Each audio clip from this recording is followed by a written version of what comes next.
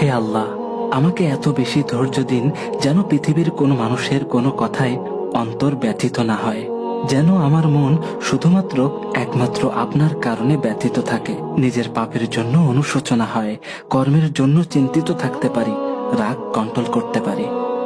হে আমার রব, আমাকে এত বেশি ধৈর্য দিন যাতে লোকের কথায় অন্তর পড়ে গেলেও আমি আপনার পুরস্কারের আশায় হাসতে পারি। আমার খারাপ সময়টা যেন আমার জীবনে ভালো কিছু বয়ে আনে, নতুন করে বাঁচতে শেখায়।